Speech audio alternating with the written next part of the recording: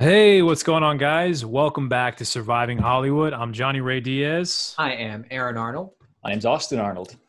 Hope you guys are doing very good out there. We just had a pleasant and fun interview with Marco Neves. He is one of the co-founders of the Pasadena Film Festival, which is, I actually had the opportunity to meet Marco a couple years ago at PIFF when did a role in a movie called I Am Still Here. And I remember him actually coming up to me and telling me, hey, man, we haven't met yet, but I saw your film, and I just want to say I thought you did such a good job, and I just wanted to tell you that. And ever since that day, always been cool with him. We've had other films that have gone to PIFF, including Papua, right? He's always kind of been on our radar, and he's just a cool guy, a good guy, and he really broke down the film festival process for us. And by the way, Marco wasn't just showering you with, random platitudes. You actually ended up, that I Am Still Here, multi-award winner. You won Best Actor, played all over the country. Well, at that festival, and shout out to also Jessica Harden, who's his wife, and she's also the co-founder of the festival. I won Breakthrough Performance at Pasadena Film Festival. I think it was 2018, or I don't remember what year it was, but something like that. Anyway, so it's definitely an awesome festival to have. And I don't know, it was kind of cool that he told us the inner workings of it, but then kind of how things have changed, right? Yeah, it's like I have, I'd like to get into a film festival. I think I have talent. I wonder if there's a podcast I can listen to where the guy who runs it just tells us everything I need to know. Oh, wait, that's this podcast. Ayo. Yeah. I mean, Marco's a great guy. He talked about the coolest thing was actors who we submit to film festivals all the time, including his, answering those questions that you never really get to ask. We see behind the curtain. So, yeah. What did you guys think about a virtual film festival world? Thoughts on that? It's better than nothing, but there's nothing like networking with your peers after you've all just seen a block, which PIFF does great at. So it's nice that they are offering this. I would never choose it. I like being with the audience. I like networking and talking in person. To people. Now, Marco is saying he's adding a bunch of extra stuff for his, like already recorded Q&As with the producers and directors and attaching them to the end of the film. So he's adding a bunch of extra stuff. So that would make things cool, but generally speaking, would not be a fan of the virtual festival. Always like to do it in person. So real quick, what's your favorite thing about their film festival? I'm going to tell you mine. I got mine. I got mine too. Well, Aaron goes first. I don't no. You guys. Open bar? Come on. Hey. Come on, dude. That's 100%. That was mine. That's yours? Yeah, dude, that is the networking in general. Nobody does that better than PIFF. All right.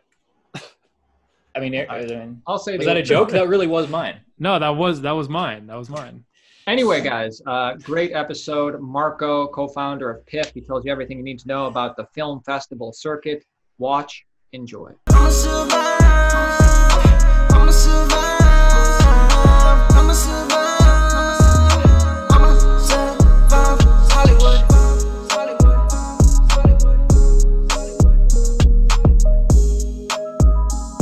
So what's going on, Marco? How you been? Good. Very busy right now because we're about to launch the virtual PIFF 2020. And I don't know, for you guys, or for people who don't know, we were in the middle of our festival last March when the pandemic hit.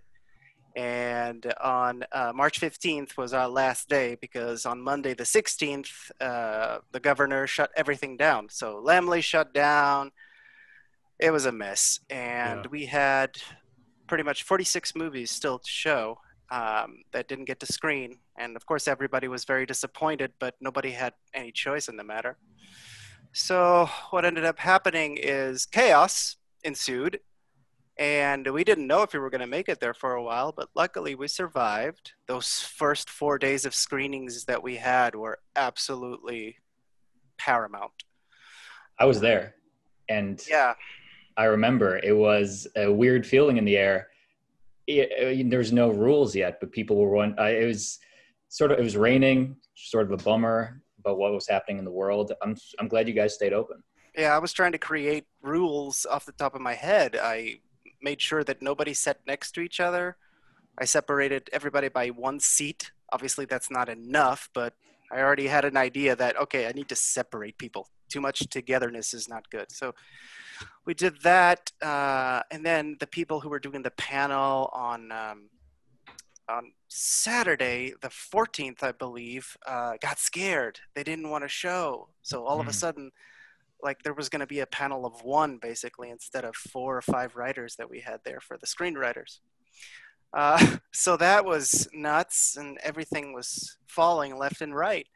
And then finally, time passed, we contacted everybody and say, look, we finally have the resources to have a screening for you guys. And since we don't have an end in sight for California theaters to open at least, we would like to offer you virtual screenings. And everybody was very happy about it and very gung-ho. Because for a while we debated, how long can we postpone? After a while, it's well, when you have no end in sight, then I can't postpone. I got to finish it because we promised everybody a screening, and we have to, it's our word on the line. Mm-hmm. So for us too, because we don't really know what that entails. What is a virtual PIFF? Kind of explain how that works. It's basically we put the 46 films on a virtual platform. In this case, it's festivi.com. So our event, let me just plug it real quick, is piff.festivi.com. And all the films that weren't screened are there. I have now shot Q&As over Zoom with every film. And so that's added to the end of the film. It plays the Q&A, so you guys can watch it. So you already did the Q&A, and it's hooked on to the end and all the questions. Right. That's cool. I'm actually in the process of editing all of them. That must be hell to have to do that. Yeah, all these filmmakers bit, constantly talking like, hey man, that's enough. You know what? Some people, yes, but other people, it's like pulling teeth, man. Really? Yeah. Yeah, there's a lot of shy directors out there. God bless them and all, but you really, really need to moderate the conversation and kind of guide it sometimes. So that's something I learned on the fly with the festival in person. So I just apply that to this. But yeah, so you have the website, you go in, you see the list of films. For a regular person, i.e. not the filmmakers, you pay $20 for an all access pass and you watch everything you want, any film. And it goes from October 19th, which is Monday, until October 30th. Nice. And that's it. And are you guys still doing, I'm assuming you're still sort of breaking up into categories, like on the website, like the dramas, comedies, things like that, or is it just all whatever didn't get screened? Yeah, in this case, because it's half a festival, also why the price is so low, right? Not because of quality, but because it's a half a festival. It's all the films there. There's only 46 of them, and that in a website with posters, one on top of the other or next to the other, it looks like very little. If I start putting them in categories, it'll look like even less. I see. So you kind of want to show like a big page with a lot of posters, so that it looks like, I don't know, it gives the idea that it's more than it is. But 46 films is 46 films, so it's quite a deal for $20. Right. So yeah, and that's it. And they watch it, and then we're gonna have an announcement, probably via Zoom as well, for the winners of all the films that were nominated. Okay. We'll try to do some sort of virtual gala or not. I don't know. We'll see what happens. And we're trying to create an audience award for the people who watch the films online.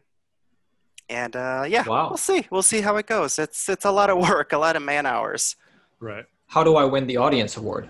No, you vote. Yeah, you vote. Oh, Right. I thought I could win as a guy who watched. Okay. This guy watched it. The more you watch every single film, give that man an award. Yeah. Hey, that's an idea right there. Yeah. Do you go ahead. or do you still love doing it, Marco? Even when you have to do it digitally, is it still as rewarding for you? It's my favorite time of the year. There's no doubt. I mean, yeah, I love shooting the occasional short film and being, as an actor in a play or a commercial and stuff. Yeah, it's a passion, of course, but this is the favorite time of the year for me because it's the community aspect that we try to push so much because you can feel very lonely in LA, and especially as artists, we tend to isolate ourselves. So this is something that I've always I strive for because it gets people together, it gets people to meet each other, and it gets people to work together eventually. If you guys get along, eventually you meet somebody, you're going to work with them in the future, and it's great. So to kind of backtrack a little bit, because you just sort of touched on it right now, Marco, I know when I met you at PIFF many years ago, you actually told me that you had done some acting as well. Where did the idea for the festival originate from, or how did you decide I wanted to create festivals as opposed to doing the acting? I know you're still doing it here and there, but obviously this is more or less your passion, it sounds like. No, yeah, they both are really, but this makes money. Very, very true. And there's less rejection because you're in charge. The power. So, the power. Unlimited power. No. Marco does the rejecting now, so I get it. Yes. No, I try to. The only reason why I reject films is because they suck. Good. I want the quality up there. I hate watching film, like at a film festival when a film sucks. I hate sitting through that. So that's good that everybody does, right? I mean, like, what films did you reject if this is on? Yeah. I'm like, what? But anyway, long story short, this was 2012, I think. We shot a movie in 2011, a feature film called Redemption. You can find it on Amazon for purchase only for some reason. It's got distribution in Germany. It's called, in Germany, it's actually called Open Guns for some reason. Anyway, I had a big part in that. Eventually, the film got made here in California in the Los Angeles Crest Forest, I think it's called. I forgot. Over in Crestline? Angels Crest Forest or something like that. Yeah, okay. Probably. Okay. We went a lot of places there. Yeah. And then it won an award here at the Beverly Hills something Film Festival. And then we were invited to go to Spain to show the film there in a specifically Western film festival in the city of Almeria in Spain. And so we all traveled there with the director, me, and because I speak Spanish, I was basically doing a lot of the translating for the director and his wife. And I slowly started to make friends with the organizers of the festival. And I was very excited to be there as an actor, but I was also like very intrigued by the people running it. Because you had disaster situations and they had to think on the fly and fix things. It was fascinating to watch. It was almost like watching a director shooting a film trying to deal with all kinds of unexpected events. So I think I could do this. But of course, I am lazy. And lazy people tend to not have much follow through. So luckily, my wife, Jessica Harden, and co-founder of the festival pushed us in the right direction to get it made and organize the whole thing so that we would meet our goals. And it took us 2 years just to organize the first film festival and raise the money for it. 2 whole years trying to do that. But then once we did it, it was 2 years of preparation. And when you have 2 years to prepare, you prepared, So, and that's it. That was basically the inception of the festival and how it all started. So, I mean, just out of pure curiosity, like, because I feel like we don't know as actors and other people that are attending, audience members, what does it take to run a film festival, and like, how much is it initially, like, I guess, startup cost to kind of get it going? If you don't mind sharing that. No, it's you need at least $30,000, okay, of money that we raise basically, and that's via sponsors, submissions, donations, even. And even those, like, we have events sometimes during the year. Oh, we used to before the pandemic. Events during the year to raise money. So, like, silent auctions, whispers Jessica in the corner. Silent auctions, and in these silent auctions, I would put up performances, if like me acting with another actor, or Jessica singing, or other artists, friends of mine, or people that I met actually at the festival. I would invite them to like do performances on stage, and not just acting, like music, dancing, everything we could. And so that was another source of income right there. Yeah, so we had many of these events throughout the years, and that's pretty much how we raise all our money. So yeah, when people ask me, you know, you're charging fees for filmmakers to submit their film, and I tell them, yeah, and all of that goes into the festival, and we don't curate anything. 100% of our lineup is from submissions, and you can't say that about every festival out there. You know what I mean? So if you have talent and your film's good, you'll get in. It's that simple, because we made sure that when we started this, we made it about the filmmaker, about networking, community, and to get these guys to sell their movie to our distributors that we know, sales agents. One of our jurors works for Cannes Film Festival in France. We try to get you guys what you need.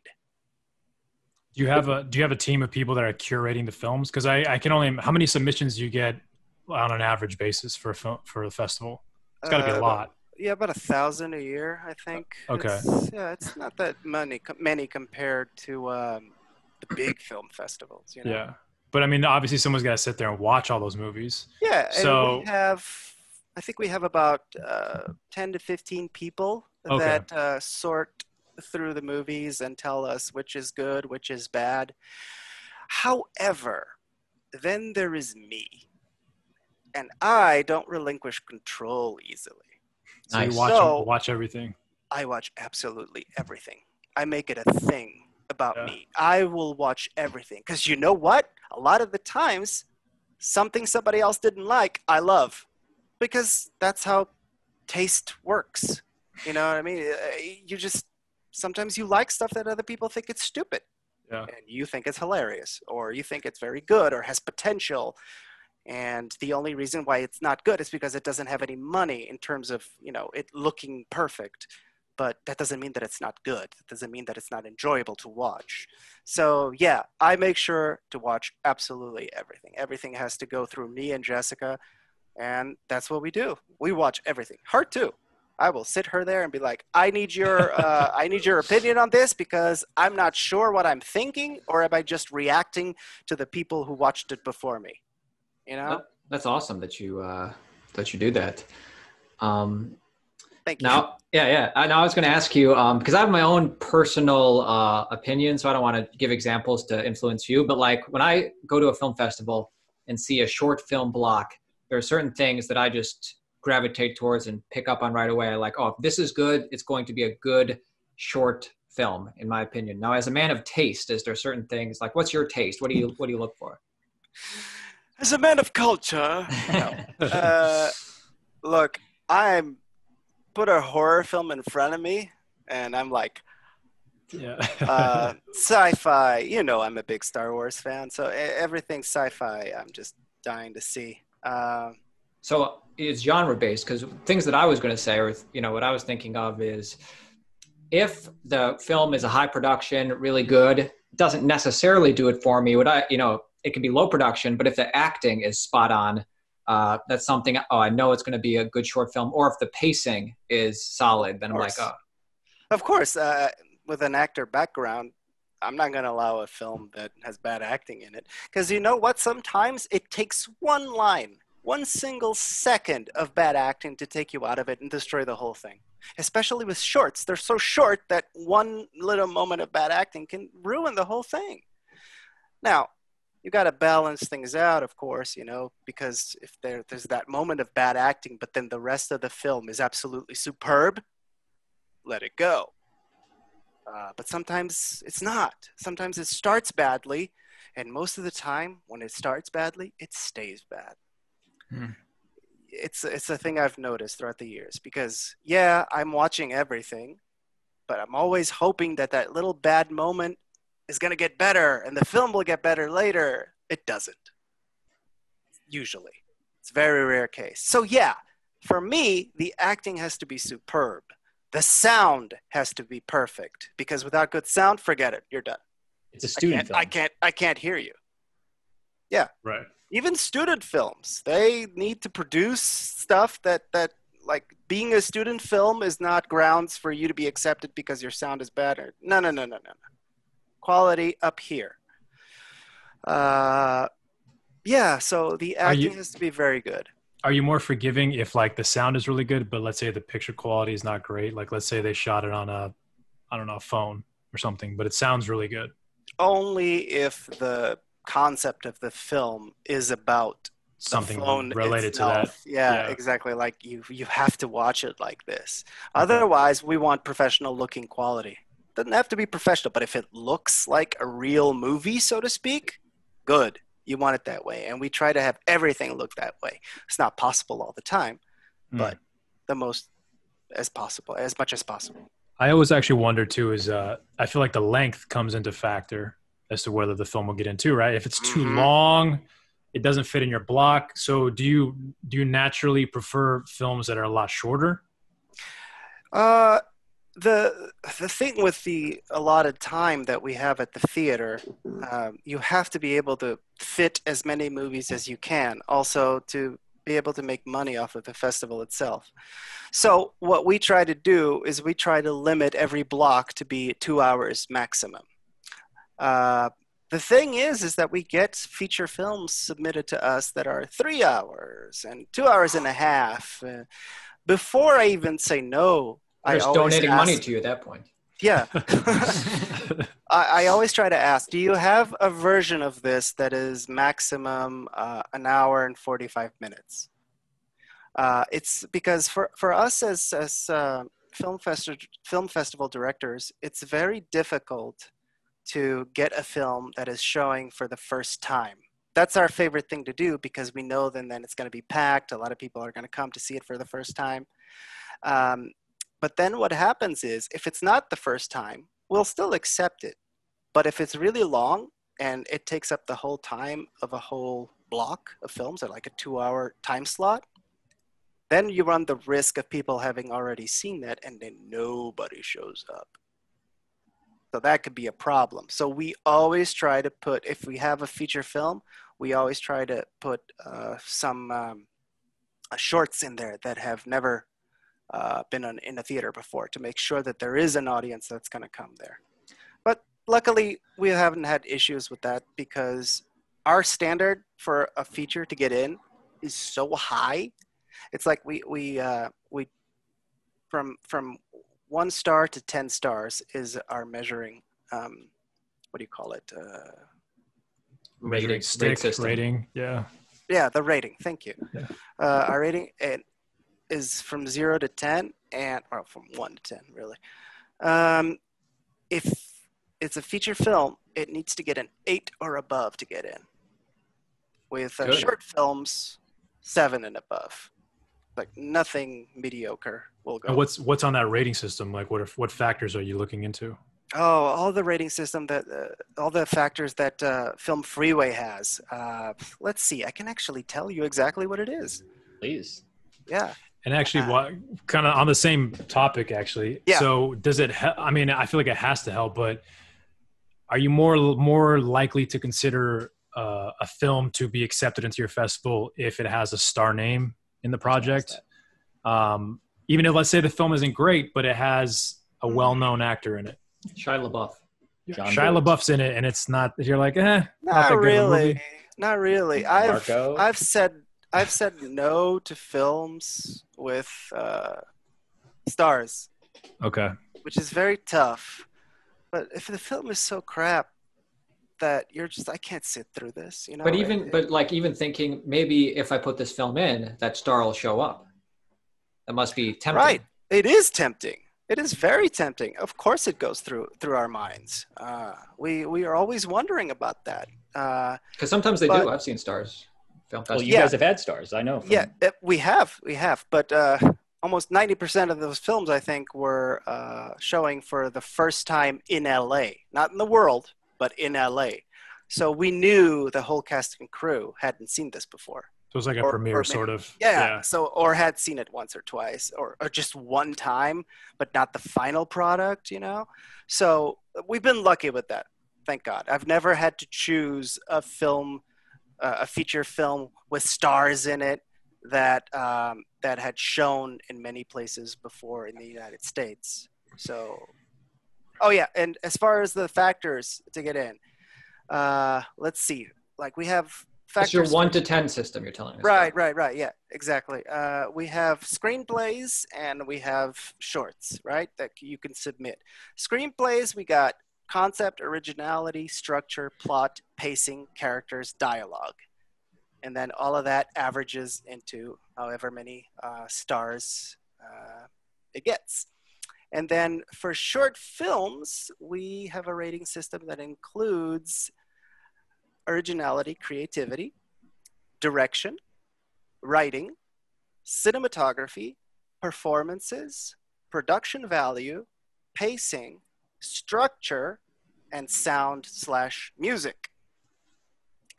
And you added all those up, and there's your average. And then we either say yes to the film, no to the film, maybe, if those are like, I'm not sure about this, let's leave it for later.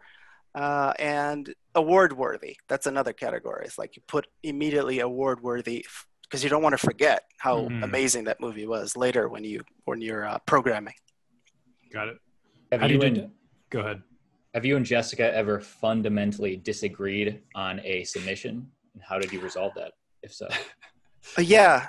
We very rarely, but what happens in that case is we give it to the screeners, and we tell them, all of them have to watch the film now. And included with our ratings, we add up, we have at least like, I think it's seven screeners need to watch it. So you have a total of 9 people have watched that movie. Whoever gets the more votes. More votes means you're in, less votes means you're out. So that's how we deal with that. But it's very rare that we disagree. She can totally jump on and say hi, by the way, if she's there. Just tell her we said hi. I don't think she wants to be on camera. Okay. Right. Tell her we said hi. Hi. Hey, Jessica. They're saying hi to you, honey. Could you hear? Yeah, I heard something. Yeah. So now obviously you guys are doing this virtual thing now. I mean, I know a lot of festivals obviously just canceled because what can you do, right? Right. Do you feel like this sort of avenue that you guys are going into now, this virtual world, is sort of what it's going to kind of be going forward for a while? Or do you envision like doing the in-person thing sometime soon, like maybe next year? I think, all right, let me think philosophically first. I think everything in life is gravitating towards digital only, convenience. I can watch it from my own home, you know?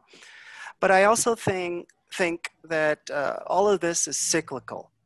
Whenever some fad or, I don't know, whenever something goes into one direction too much and becomes almost extreme, like it only is that way, you're going to have an opposite reaction to that. So if ever we get to the point where everything is digital, there's going to be an opposite reaction of people trying to bring back what was lost. So theaters and stuff. The way we're looking at it is that we're going to do digital regardless. So we're going to have our festival, physical festival, hopefully next year, whenever the theaters open, if they open.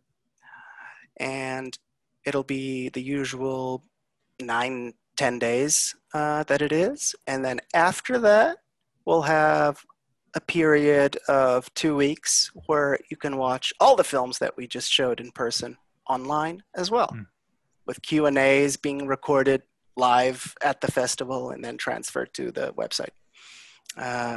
But yeah, that's how we're looking at it. Of course, I'm worried that everything is going to be digital and we can't have that personal touch that we like to add, and the gathering of people, the community aspect. That's what makes it But 100 times better, that community aspect. right, exactly. So we're worried about losing that because we're very much about that. When you have it online only, it becomes super impersonal. You're not really talking to people. You're just watching things. There's no communication really. Right. So we hope that it doesn't gravitate too much towards that. But, if it does, we're prepared, which is why we're doing it half a festival this year. This is basically our first venture into it, and we're going to see how things work and how the filmmakers interact with them, with themselves, and with each other, and we'll see. I think that's a really cool way to do it, because like you said, the networking is the part that you can't do online, right? Yeah. But I think that's a good option, so people that weren't able to go or didn't feel Right. good going, they have that option online to kind of do that.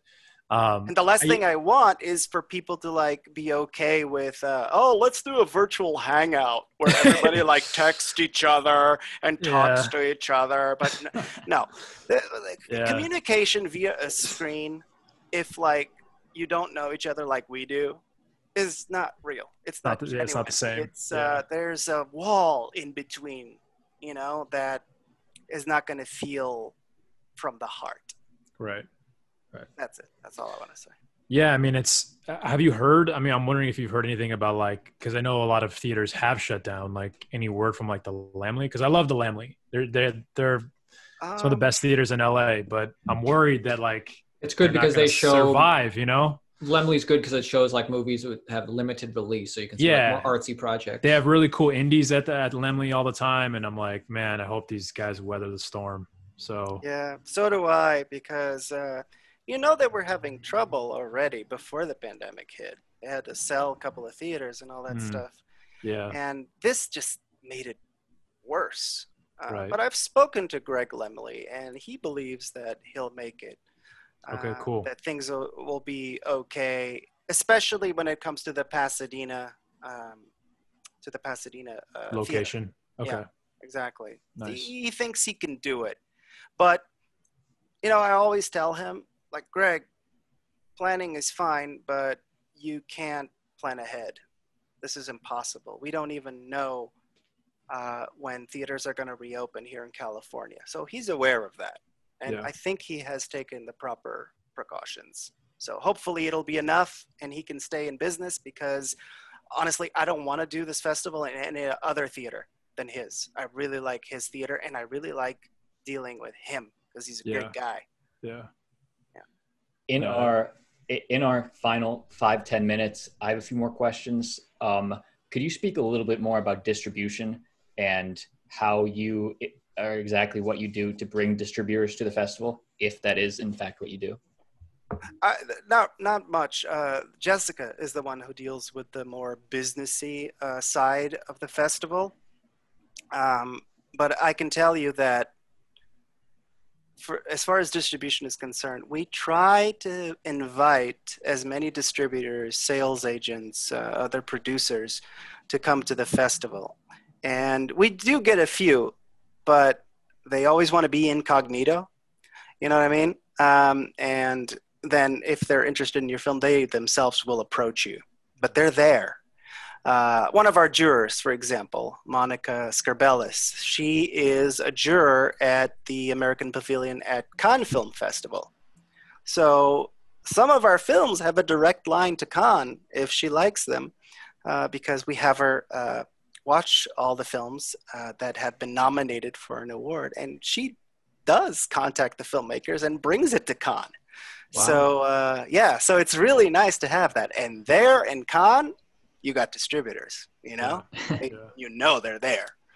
But yeah, I mean, that's kind of how it works. I always tell filmmakers, hey man, don't put this stuff on YouTube.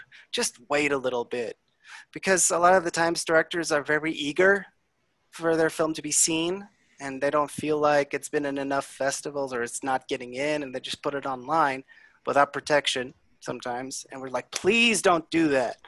And another thing I like to tell filmmakers is that please, please, please get the rights for your music. I don't know why they don't teach you this properly in school, or you're just ignoring it on purpose.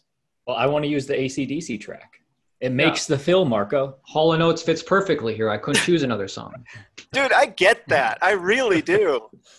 I wrote a screenplay that I wanted a particular piece of music, but then I was like, you know what? I'm just limiting myself here. Yeah. That's what it does. Does that answer the question? Yeah, for sure. Sort of? That is very enlightening. Yeah. Okay. And also, a totally separate avenue. Would you say, Marco, there's enough women in film? And what is your festival doing to help, or maybe nothing for just women or and minorities, underrepresented people? I always like to say that quality is blind. I love that. So what we do is we try to watch everything from the perspective of quality. That's what matters. And so far, from what I can tell, we've gotten lucky to have a very balanced film festival. This year, it's been 50-50 women directors and male directors. But the thing is, so far it's been accidental, which tells me that minorities and women, they're out there. They're making their films, and we are showing them. We film festivals most likely are showing them, and they're being represented at our film festival and possibly other film festivals. But when it comes to the big leagues, that's when the discrimination starts happening very clearly. I mean, we had 2 years in a row where an actor, black actor, won Best Actor. You know, so, but that's what I'm saying about it being accidental. If it's good, you know, it's good. If you build it, he will come, or they will come. You know what I mean? Oh, classic film. Yes. So that's what I'm saying. Quality is blind, and we're never trying to push anything down anyone's throat either, because you have the other side of this, which is too much, too soon, and it can be also discriminatory. So when we talk about diversity, diversity is everybody in balance, equality. So we try to really keep the equilibrium there. It's like we need to represent everyone equally. So far, we've been lucky.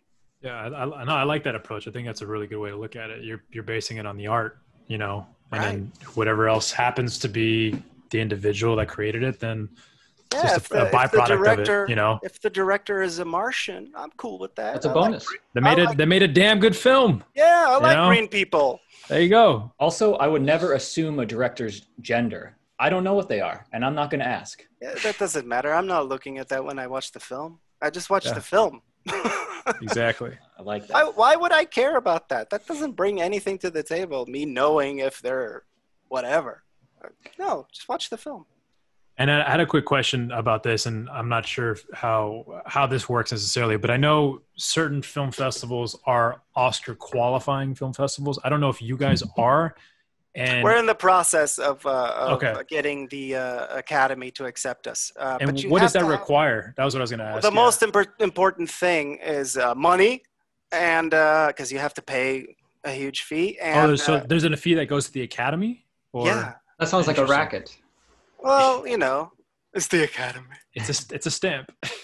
Yeah, like they charge you, and then you have to have had your film festival for at least 7 to 8 years, depending on your size. Medium-sized film festival, small-sized film festival. There's like a rule. I don't remember exactly what it is right now.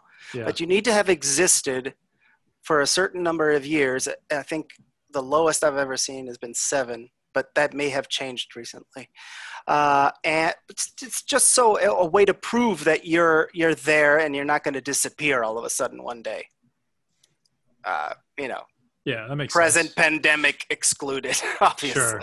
Yeah. But yeah, that, and you pay a fee, and then you need two renowned people in the industry to write you a letter.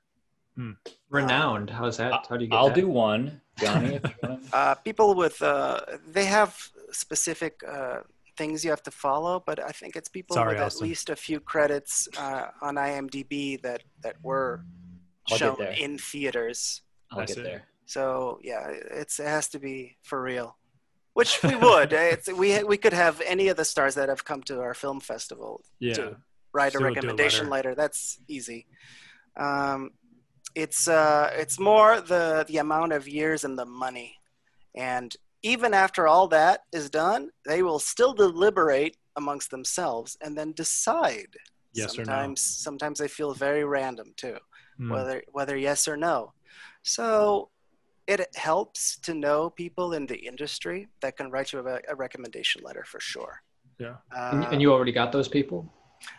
Well, the people, yeah, I think so. We don't have the years because for the size of our film festival, I think we need to reach 8 or 9, and we're about, it's 9 or no, it might be 10 actually. I don't remember, but we're not there yet because it's impossible so far.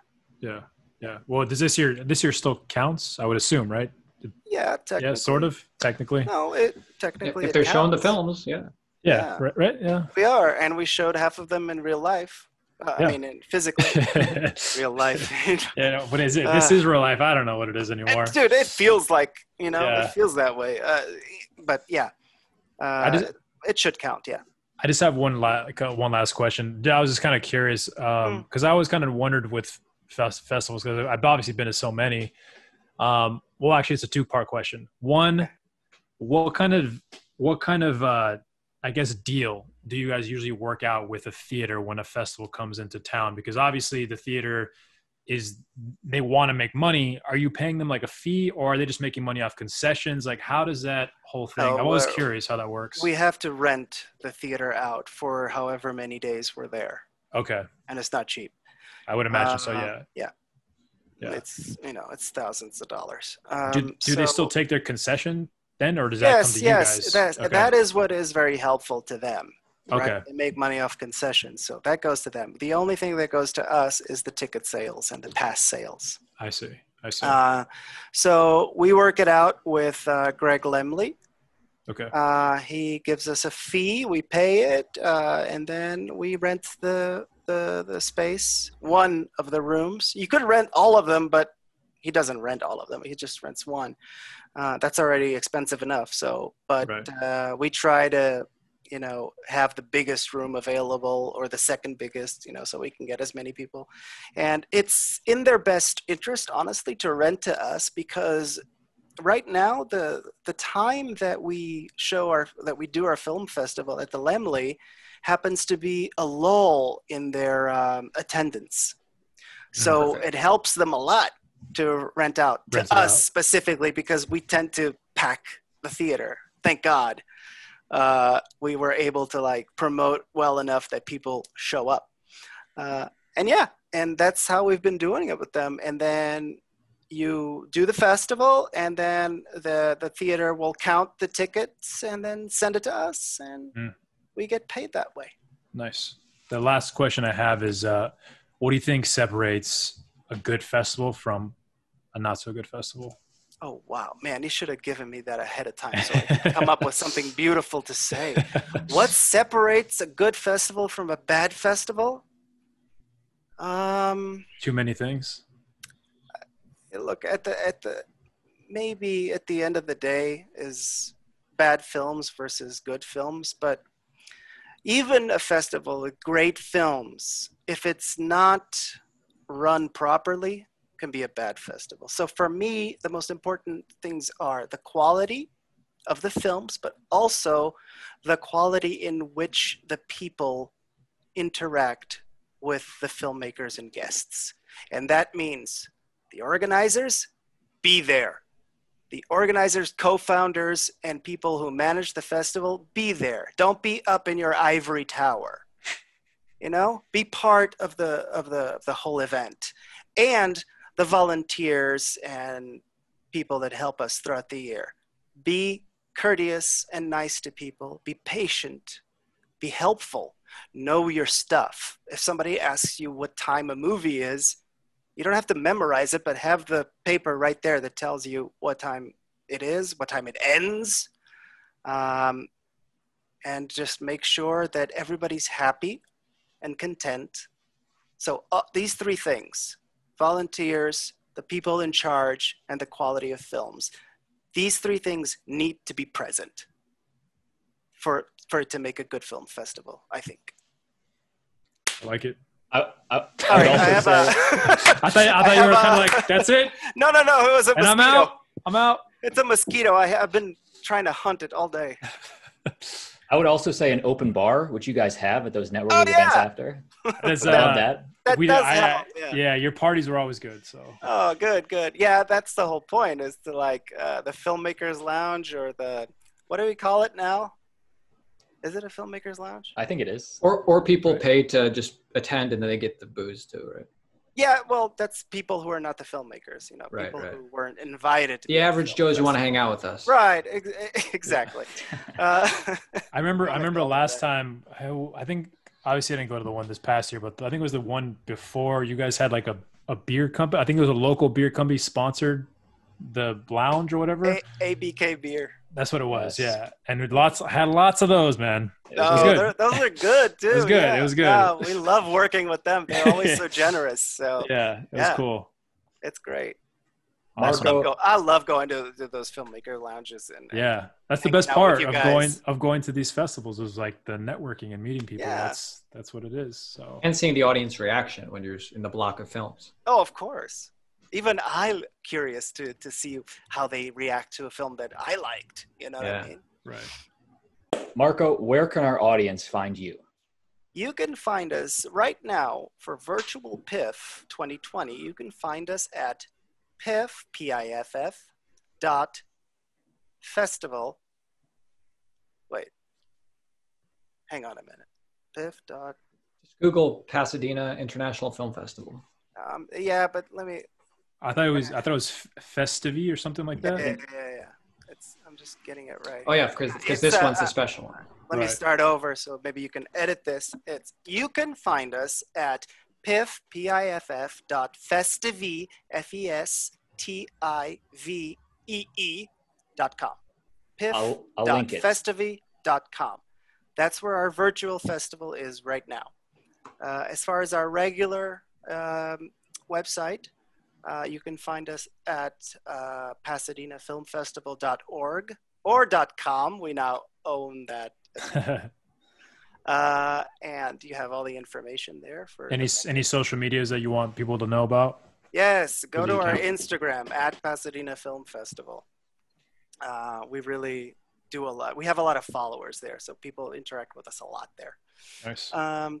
We also have, just look up Pasadena International Film Festival on Facebook, and for Twitter, it's at PassFilmFest, because you can't fit all of that in there. You know? Yeah. And that's it. You can find us there, and we will get back to you. We do reply. Yeah.